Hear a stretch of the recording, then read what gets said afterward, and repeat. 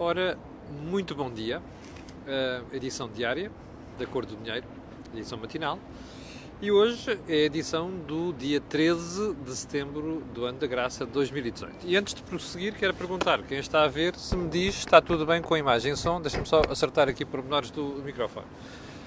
João Matos, Rui Delgado, está tudo bem, não é? Bom, então vamos lá. A conversa de hoje, para variar, é muito longa. Não está escrito aí, mas vou fazer o período de ordem do dia que tem a ver com o Serviço Nacional de Saúde. Ora bem, de cada vez que nós vemos uma intervenção do Sr. Primeiro-Ministro, e isso aconteceu antes de ontem, quando ele fez aquela visita àquela escola lá em cima, onde teve aquela altercação em direto com o Mário Nogueira, alguém diz assim ao Sr. Primeiro-Ministro: então, mas já reparou como é que o senhor lida com esta questão do caos na saúde, tendo feito referência àquela demissão anunciada já da equipa que chefia o Hospital de Gaia. E o Primeiro-Ministro evitou referir-se em concreto àquela situação, dizendo que bom, isto de demissões tem a ver com o setor, eu não vou estar a comentar aquilo em detalhe e tal, e recusou, e este é que é o aspecto principal, recusou a existência de caos no setor da saúde. Quando nós ouvimos o Ministro da Saúde falar sobre o assunto também, a resposta é invariavelmente a mesma. Bom, há aqui um alerta que convém fazer. O setor da saúde, bem como o do ensino, e vamos ver isso daqui a bocadinho quando falarmos do relatório da OCDE, mas dizia eu, a saúde, a educação, as magistraturas, e quando eu digo a saúde digo tudo, enfermeiros e médicos. Bom, estes setores são dos mais corporativos que há no Estado. Agem como corporação, agem como grupo, com interesses próprios. Bom, você dirá, está bem, mas todos temos interesses próprios. É verdade. Mas o problema não é aqui, não está aqui. O problema é que está no facto destes setores, destes grupos, terem um poder muito grande, uma influência muito grande. Basta pensar numa coisa. Veja o que é de cada vez que sucede uma greve geral no setor da saúde. Bom, isto assusta as pessoas, preocupa as pessoas, naturalmente, e, portanto, tem um efeito na opinião pública e na sociedade muito maior do que outros setores da sociedade e da economia. E, portanto, são os setores que conseguem sempre cedências de qualquer governo. É preciso deixar isto claro. Ou seja, neste jogo de denúncia de problemas e, por outro lado, desdramatização de problemas, não há santos, não é? Aqui não há milagres. Toda a gente tem os seus interesses e a verdade é que estes grupos têm um interesse muito grande. Bom, mas agora é preciso afastar desta análise precisamente duas coisas. A primeira é dizer, bom, para além deste charivari público, manchetes e tudo, há alguma razão na saúde ou não? Ou nós estamos aqui, ou aqueles setores estão a fazer apenas a pressão que costumam fazer sempre para ir buscar cedências e nós não estamos preocupados com as reformas destes mesmos setores? Bom, eu não tenho dúvida nenhuma que é assim que se passa. Ou seja, há muito protesto, é verdade, mas qual é, deste protesto todo, o que é justo e o que ao mesmo tempo corresponde à pressão dos lobbies? Bom, não é fácil de saber, mas há uma coisa que importa dizer aqui. A saúde não pode continuar como está. Não pode continuar como está sem reformas, mas também não pode continuar como está com aquilo que o Governo está a fazer. O que o Governo está a fazer, precisamente, é cativar despesa e isto começa a ter reflexos. Ainda ontem ficámos a saber que houve um doente da zona de Setúbal, com cancro, que ficou 1 ano à espera da radioterapia. Bom, eu não sei o que é que isto quer dizer. Se foi um problema dos hospitais, se é um problema de não haver verbas e depois haver filas de espera, não sei, mas isto não é normal. Agora, era bom que nós percebêssemos duas coisas, que é, estes setores têm um poder muito grande, o Governo está a cometer erros e, portanto, aqui no meio tem de haver uma virtude, e essa virtude vai passar por fazer reformas no setor da saúde. E porquê é que eu trouxe isto para o período de ordem do dia? Olha, por uma razão muito simples, porque como vamos ver a seguir, este setor da saúde é um daqueles onde o FMI põe maior acento tónico quando fala dos problemas da economia portuguesa. E ontem nós ficámos a conhecer o relatório do FMI, onde fala de 3 setores como problema. Olha, a saúde, as pensões e a função pública. E já vamos a eles daqui a bocadinho. Mas onde é que eu queria começar a conversa de hoje, já na agenda? Olha, pelo ponto número 1, indo buscar o que se passa com Pedrógão. Nós vemos um Presidente da Câmara que diz que não há problema nenhum. Ele afiança que não há problema nenhum. Eu antes de ontem vi uma entrevista dele onde ele dizia que, bom, nós temos as pessoas para preencher os papéis. E as pessoas fizeram declaração a dizer que aquilo era a primeira habitação, e, portanto, nós não temos razões para duvidar.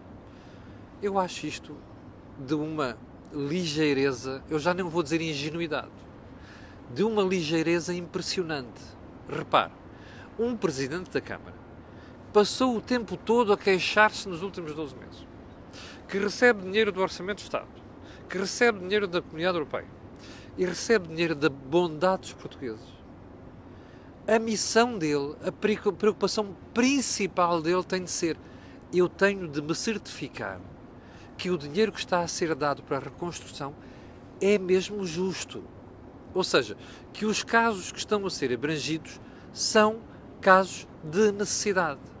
E são casos que correspondem aos requisitos que a lei fixou. Nomeadamente, e a saber, vamos reconstruir apenas casas que são primeira habitação de quem vivia naquela zona. 2, casas que arderam. Bom, à medida que a investigação vai avançando, e a TVI aí deu uma grande ajuda, palmas para a TVI, nós vamos percebendo duas coisas. Primeiro, houve casas que não eram nada de primeira habitação. Eram terceira ou quarta. Houve casas que nem sequer arderam. Bom, como dizia o relatório do Dr. Xavier Viegas, houve casas que já estavam em ruína há muito tempo. Ora, essas casas foram reconstruídas. Eu não consigo perceber como é que, com os elementos já disponíveis, o Presidente da Câmara ainda não saiu daquele cargo. E não saiu pelo seu pé. Bom, como se esta pouca vergonha não bastasse, ontem vimos a Polícia Judiciária a fazer buscas na Câmara e dizem os jornais que apreendeu o computador e o telemóvel do Sr. Presidente da Câmara. Você dirá, isso não faz dele culpado. Pois não. Mas há uma coisa que ele disse ontem, preocupante, num titular de um cargo público. Porque dizia ele assim: olha, fomos nós que chamámos a Polícia Judiciária. Bem, isto dá vontade de rir. Bem, como se a Polícia Judiciária, não é, viesse a pedido e a mando de um Presidente da Câmara. Isto é impensável. Ouvir um titular de um cargo público eleito pelos munícipes de Pedrógão dizer uma coisa destas. Bom, não é assim que haja Polícia Judiciária. Aliás, a Polícia Judiciária e o Ministério Público atuam em conjunto, salvo seja. Ora bem, isto mostra a irresponsabilidade total de quem está a lidar com aquele dossiê. E este senhor que presida a Câmara não percebeu ainda uma coisa, aliás, duas coisas. A primeira é que, não saindo pelo pé, se calhar vai sair à força. A segunda é que isto é uma descredibilização total do sistema de apoios a quem precisa. A saber, imagine só que nos próximos anos temos uma coisa parecida com aquela, ou então outra catástrofe qualquer, e é preciso ir buscar fundos à solidariedade dos portugueses. Explique-me lá como é que alguém vai defender a solidariedade se começar a pensar assim: vocês viram o caso da Câmara de Pedrógão? Viram como é que o fulano dá um pino mortal encarpado de costas e não sei das quantas para cair de pé e não se demitir daquele lugar, sabendo que aquilo é uma vergonha na atribuição de subsídios e apoios para a reconstrução de casas? Esta é a descredibilização que estas coisas trazem. E os portugueses, que são muito solidários nestes momentos, não sei se terão vontade de o ser no futuro, se estas marmeladas, como aquela que se passa em Pedrógão, e não sei se passa noutros sítios também, não vier a ser esclarecida e, sobretudo, não houver consequências. Que isso é das piores chagas da sociedade portuguesa. É que denuncia-se tudo e mais alguma coisa, investiga-se tudo e mais alguma coisa, e depois tudo somado no fim, muito poucos casos têm consequências. Bom, este foi o primeiro ponto da conversa. Vamos lá então para o segundo, que já se faz tarde. Deixa-me lá pegar aqui. Bom, Você ouve falar sistematicamente aqui nas crónicas que nós fazemos matinais e não só, mesmo nas análises do think tank, aproveito para dizer que hoje vai haver think tank, como você sabe. Bom, nós temos falado aqui sistematicamente num problema, que é o desequilíbrio crónico das finanças públicas portuguesas. Os últimos 3 anos ficaram marcados por uma retórica absolutamente oposta. Não, a austeridade não era precisa. Vocês cortaram isto, vocês cortaram aquilo. Epá, e deram cabo dos portugueses. Epá, e forçaram a imigração. E cortaram o rendimento dos portugueses. É o contrário, devia ter sido feito. Antes de ontem, o Primeiro-Ministro, quando foi confrontado com aquele relatório, que eu já vou falar a seguir, da OCDE, sobre os professores ganharem mais do que outros quadros qualificados, ele dizia, bom, mas a minha maneira de ver as coisas não é assim. Nós temos é criar condições para o resto da função pública ganhar o mesmo que os professores. Ou seja, não passa pela cabeça deste senhor analisar uma coisa. Espera aí. Então, se eles já estão a dizer que os professores ganham demasiado face a outros professores da OCDE, se nós vamos aumentar os outros para pôr ao nível destes, isto fica desequilibradíssimo. Ou seja, nós temos mais uma bancarrota. O Primeiro-Ministro, pelo visto, não percebe isto. Ou melhor, ele percebe, não é nada estúpido. Isto é demagogia. Diga-me só uma coisa, você acha que é possível governar o país desta maneira? Bom, agora vamos ao FMI. O FMI, cujos técnicos saíram de Portugal na semana passada, não foi no mês passado, foi na semana passada, fez ontem sérios avisos a Portugal, em 2 áreas. Olha, contas públicas, perdão, 3, contas públicas, pensões, que também vai dar às contas públicas, já vamos ver porquê, e depois legislação laboral / fiscalidade. Bom, função pública, diz o fundo assim, bem, o Governo desbloqueou carreiras, progressões das carreiras. Bom, o Governo reduziu outra vez o tempo de trabalho para as 35 horas na administração pública. Bom, o Governo está a propor pensões antecipadas aos professores para compensar a história da não devolução do tempo de serviço. Como já adivinhou, isto não é preciso ser financeiro público, ou seja, não é preciso ser especialista em finanças públicas, basta fazer contas de somar e diminuir. Com um lápis, não é preciso Excel, é uma folha de papel A4 e um lápis. E você começa a somar, espera aí, a receita é isto. E nós estamos a subir a despesa aqui. Bom, esta despesa que eu estou a subir com salários, com pensões, é fixa. A receita que eu tenho não é fixa. Depende do comportamento da economia. E o fundo diz assim, vocês estão outra vez a aumentar a despesa que é fixa e estão sujeitos a uma receita que é conjuntural, que é quando a maré está alta. Estão a perceber? Portanto, como a maré vai começar a baixar a partir daqui, isto é, o crescimento económico vai ser mais baixo, o Governo, por exemplo, diz que em 2019 o crescimento vai ser de 2,3 e o Fundo diz não, vai ser 1,8. Bom, e o Fundo diz mais, e a seguir a 2019 vai ser 1,5. Ora, o que vocês estão a fazer com a subida da despesa depois não vai quadrar com o abaixamento da receita provocado por esse abrandamento económico. O que é que isto quer dizer? Atenção aqui. Bom, você tem ouvido a retórica do Sr. Primeiro-Ministro e do Sr. Ministro das Finanças e do Sr. Ministro do Trabalho e de Segurança Social e daquela gentinha toda, que é exatamente o contrário, como você ouviu há bocadinho. Não, é preciso aumentar os rendimentos dos portugueses, que é para os pôr a gastar mais, porque a economia assim é que vai carburar. Estas cabecinhas não percebem que uma parte deste consumo é financiado com bens que vêm do exterior. Ora, das 3 vezes ao longo dos últimos 35 anos em que Portugal bateu com os burrinhos na água, sabe qual é que foi o problema mais grave desses 3 casos? Foi as contas externas. Mário Soares, 78. Dr. Balsemão, que saiu do Governo e deixou depois para o Dr. Mário Soares, em 83. E depois, Engenheiro José Sócrates, que deixou a marmelada toda que nós estamos a pagar há 10 anos, em 2011. Bom, está a ver, o problema foi o mesmo. Portanto, o fundo vem-nos avisar aqui para um problema nas contas públicas. E dizem, vocês têm que ter cuidado. E qual é a recomendação? É, estão a dizer que o déficit vai ser de 0,7% ou 0%. Não, vocês já deviam ter um superávit. Você recorda-se das vezes que eu já disse isto aqui. Graças a Deus não fui só eu. Olha, Daniel de Bessa diz a mesma coisa, Eduardo Catroga diz a mesma coisa, e não são propriamente gente de direita maluca, não é? Ou seja, neoliberais, como esta malta da esquerda gosta de dizer. Não, são gente sensata.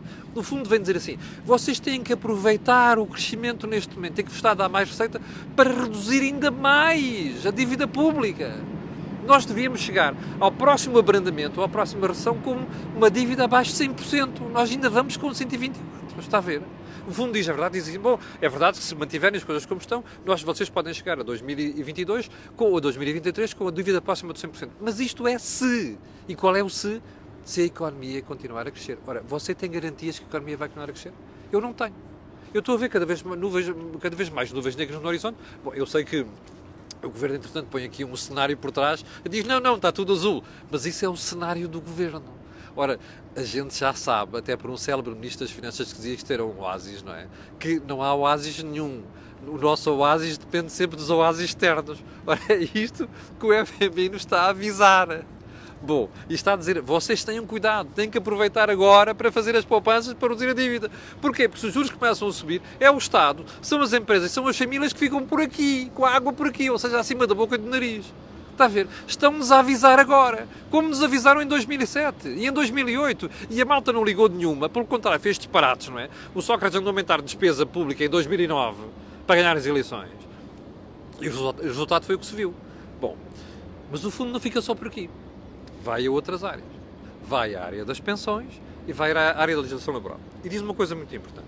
Olha, o que vocês estão a fazer na legislação laboral é preocupante. Porque vocês estão a desfazer toda a flexibilidade que a Troika criou. 708 pessoas em direto a ver, fantástico, a popularidade da cor do dinheiro. Mas dizia eu, o fundo está a dizer, bom, vocês até agora estão com uma melhoria espantosa na economia, nomeadamente no mercado de trabalho. Porquê? Por causa das reformas que fizeram. Que a gente deu andou ali uma pontapé, olha lá, faz lá isso, rapaz, faz lá isso, mas um estalo. E a gente fez. A gente só faz coisas ao estalo, como você sabe, não é? Fez, está a funcionar, está a ver? Está a funcionar. E o fundo diz assim, vocês estão a reverter isto, pá. Estão a mexer nos contratos a prazo, limitar a contratação, obrigar a contratação permanente. Bom, é certo que estão ali a dar um período experimental mais longo, mas estão a ver, isto é inverter o que estão a fazer, o que estavam a fazer. Bom, mas o fundo diz, vocês precisam de investimento estrangeiro. Qualquer palhaço diz isto em Portugal. Até a esquerda, não é? Tirando os malucos do PCP e do Bloco de Esquerda, mas isso, pronto, isso é maluqueira. Bom, mas qualquer palhaço diz isto. Mas o problema não é esse, é que diz o fundo, com a instabilidade fiscal que vocês têm, isto não encoraja ninguém. Ouça, sabe qual eu acho que era um dos trabalhos mais interessantes que um governo podia fazer em Portugal? Aliás, um think tank. Eu vou propor isto a um dos think tanks em Portugal. Olha, faça um exercício muito simples. Vá ver, em cada ano, quantas regras fiscais mudam. E você vai ficar impressionado. E depois ponha-se no lugar dos investidores. E diga assim, você acha que a malta vai confiar em si para ir investir aí? Você muda isto todos os dias, não é? Olha o Bloco de Esquerda e as propostas, e as do PCP. Já houve um espectador há bocadinho que me mandou mensagem assim, olha, parece que o PSD já tem uma proposta também para a especulação imobiliária. Olha, não sei qual é, mas vou analisar e amanhã vou-lhe explicar. E juro que se houver motivo para bater palmas, já de palmas, mas eu suspeito que há motivo para criticar o PSD. Mas pronto, eu esperarei. Bom, já falei aqui do ponto 3, do ponto 2 e do ponto 3. Bom, vamos lá então à OCDE, que isto está-se a fazer mesmo muito tarde. Bom, a OCDE diz que as pessoas ganham demais. Ganham muito mais que os outros quadros qualificados em Portugal. E, inclusive, ganham mais do que muitos países da OCDE. Mais. À medida que as carreiras vão progredindo no ensino em Portugal, os salários duplicam, mais que duplicam. Bom, isto é positivo? Não é. Bom, eu sei que o Mário Nogueira, confrontado com isto, vem dizer não, mas eles não contabilizaram isto, que isto não é verdade. É o Mário Nogueira, isto é a retórica, ele diz sempre isto, o Arménio Carlos diz sempre isto, sempre isto, é bullshit. A OCDE é uma organização que abrange 30 países, eles fazem contas muito certinhas, levam tudo em consideração. Isto é bullshit. A OCDE tem toda a razão naquilo que diz. E agora a pergunta que você deve estar a fazer deste lado é, mas como é que isto é possível? Então esta malta passa o tempo a queixar-se, a dizer que é mal paga e não sei quantos, e a gente vai ver e vê que há um decalagem de 35% entre o que eles ganham e os quadros qualificados em Portugal. Como é que é possível? Olha, porque têm força. É como o outro lobby em Portugal, que é dos transportes públicos. Têm força. E, portanto, não há governo nenhum de esquerda ou de direita, que não se... Perdão.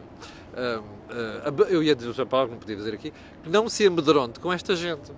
Eu já lhe disse aqui uma vez. Portugal nunca vai mudar enquanto não houver um governo que anda ao estalo a sério com os Mários Nogueiras desta vida. E não é só neste setor.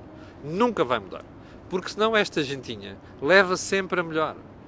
E aquilo que é o dinheiro dos contribuintes vai sendo desviado para estas coisas. Que é, nós temos neste momento uma assimetria entre o setor do ensino e os outros setores da economia. Isto não é bom. Não é bom para as contas públicas, nem é bom para estimular a produtividade. Percebe?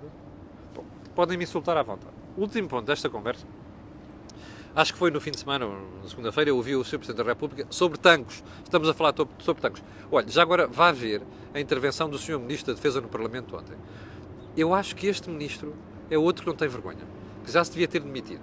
Este e o SEM, o chefe de Estado-Maior do Exército, que já eu critiquei aqui várias vezes. Não têm vergonha os dois. Bom, mas pronto, vamos lá à questão. O Sr. Presidente da República, quando confrontado sobre tanques, dizia assim: eu julgo saber que a investigação e as conclusões estão por dias, ou mesmo por semanas. E eu fiquei a olhar para aquilo e pensar assim: espera aí, eu estou a ver o Presidente da República, eu estou a ver a Joana Marques Vidal. Ou seja, quem é que me está a falar? É o Presidente da República que eu elegi? Ou é a Sra. Procuradora-Geral da República? Não pode ser. Aquilo é o Marcelo. Não é a cara da Joana. Então espera aí. O Marcelo, Presidente da República, tem de estar a pronunciar sobre matéria que é de competência do Ministério Público? Uma coisa é o Sr. Presidente dizer assim: bem, eu espero que estas coisas se resolvam rapidamente. Outra coisa é o Sr. Presidente da República dizer que aquilo está para breve. Dá a sensação que ele é o chefe da Joana e do resto do Ministério Público. E da Polícia Judiciária já agora. Isto tem algum sentido? Zero, não é? Pois, agora ouvimos o Ministério Público dizer assim: não sabemos de nada. Está por dias, por semanas, não sabemos de nada. Não temos qualquer informação sobre isto. Está a ver a imagem que os titulares de órgão de soberania passam da República Portuguesa? Honestamente, acha que isto faz sentido? Acha que isto é dignificante para a justiça e para o Estado em Portugal? Olha, respondo a você. Eu já lhe disse, cheguei ao fim da conversa de hoje, tinha aqui mais um assunto, mas não vou pôr. Não esqueça que hoje vai haver think tank com o Jorge Marrão e com o Joaquim Aguiar, provavelmente entre as 18h30 e as 19h. Contamos consigo. Quanto a nós, amanhã às 8 da manhã, cá estarei para fazer a análise diária da cor do dinheiro. Fique bem, tenha um grande dia e já agora, um favorzinho só. Ponha aí um gosto e faça partilha nas redes sociais, que é a melhor forma de divulgar este tipo de informação. Como eu já lhe disse várias vezes, algumas dessas coisas são difíceis de dizer noutros meios de comunicação social. Mas é por isso que eu faço isto. Muito obrigado, com licença, tenha um grande dia e até amanhã às 8.